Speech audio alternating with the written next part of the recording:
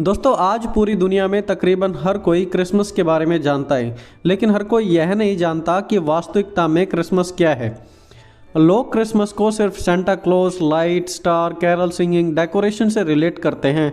बड़े बुजुर्ग इसे ईसाइयों के एक फेस्टिवल के रूप में मानते हैं। बच्चे इस दिन को गिफ्ट पाने के नज़रिए से देखते हैं।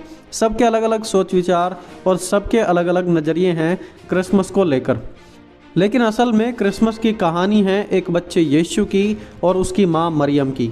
यीशु का जन्म बैतलहम में हुआ। बैतलहम एक इतनी छोटी जगह थी कि नक्शे में भी इसे ऐड करने के लिए काफ़ी साल लग गए थे। और उस जगह उस बालक यीशु का जन्म हुआ जो कि दुनिया का उद्धारकर्ता बनने वाला था, पूरी दुनिया को बचाकर।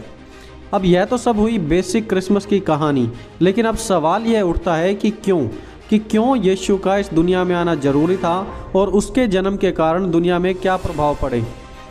तो इस पूरी बात को समझने के लिए हमें जानना पड़ेगा बाइबल की पूरी उस घटना को जिससे बहुत सारे लोग अनजान हैं, और वही हमें यीशु के जन्म को समझने में मदद कर सकती है। तो चलिए हम शुरू करते हैं।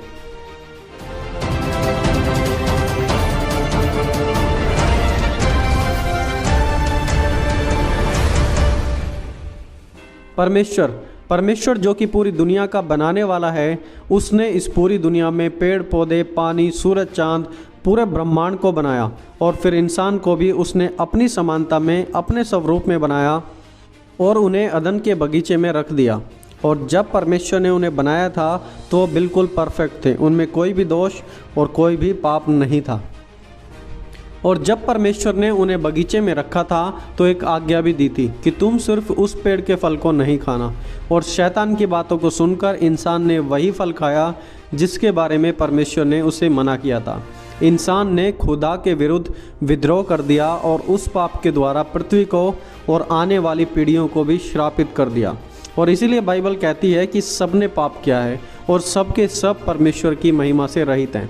हम सब पर वो पाप का इफेक्ट आज भी क्लियरली देखा जाता है, और हम सब के सब भी आज भी परमेश्वर के विरुद्ध और उसकी आज्ञाओं के विरुद्ध चलते और काम करते हैं। अब याद रखना कि परमेश्वर एक प्रेमी परमेश्वर तो है ही, लेकिन वो साथ ही साथ एक न्यायी परमेश्वर भी है जो न्याय करने वाला है। अब क्योंकि हम सब ने पाप किया है तो हम सब परमेश्वर के दंड के हकदार हैं, और वो दंड है मौत, मृत्यु, क्योंकि पाप की मजदूरी तो हमेशा से ही मौत है। अब क्योंकि परमेश्वर न्यायी है तो न्याय का मतलब बनता है कि हर एक इंसान जो पाप करता है वो नरक की आग में भेजा जाए। और साथ ही साथ क्योंकि परमेश्वर प्रेमी है तो परमेश्वर हमारे लिए एक दूसरा तरीका निकालते हैं, और वो तरीका है सब्स्टिट्यूट। हमारे लिए कोई सब्स्टिट्यूट दे सकता है जो हमारी सज़ा अपने ऊपर ले ले और हमें उस दंड से आज़ाद कर दे। अब परमेश्वर ने अपने प्रेम को दिखाते हुए इस बात को सिद्ध किया कि वो हमें नरक ना भेजें, परंतु हमारे लिए अपने बेटे को सजा दे दे ताकि हम उस पाप से बच जाएं। और इसलिए आज से 2000 साल पहले उस बालक यीशु का जन्म हुआ। वह खुदा हमारे बीच में आया, हमारे बीच में चला फिरा और बिल्कुल पाप रहित परफेक्ट जीवन हमारे सामने जीकर दिखाया।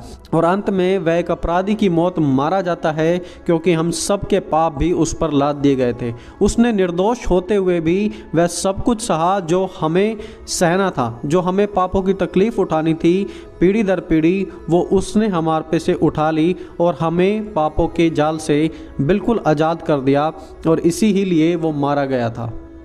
और दोस्तों यह हम इंसानों के लिए खुशखबरी है कि अब हमें पापों में मरने की कोई ज़रूरत नहीं है। हमें पापों में नहीं मरना पड़ेगा, बल्कि अब हम अनंत जीवन के हकदार हो सकते हैं। एक बार जब हम नरक की ओर जा रहे थे, उस नरक के रास्ते से हटाकर परमेश्वर ने हमें आज अनंत जीवन का भागीदार बना दिया है। और हम लोग जो पहले परमेश्वर से विद्रोह करते थे, आज हम उसके बेटे और बेटियां बन सकते हैं।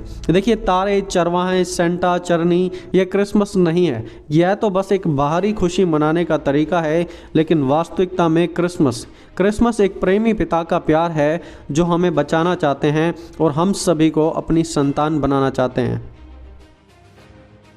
लिखा है, क्योंकि परमेश्वर ने जगत से ऐसा प्रेम किया कि उसने अपना इकलौता पुत्र दे दिया, कि जो कोई उस पर विश्वास करे वह नष्ट न हो परंतु अनंत जीवन पाए। क्योंकि परमेश्वर ने अपने पुत्र को जगत में इसलिए नहीं भेजा कि जगत को दोषी ठहराए, परंतु इसलिए कि जगत उसके द्वारा उद्धार पाए। जो उस पर विश्वास करता है वह दोषी नहीं ठहराया जाता, जो विश्वास नहीं करता वह दोषी ठहराया जा चुका है, क्योंकि उसने परमेश्वर के इकलौते पुत्र के नाम पर विश्वास नहीं किया।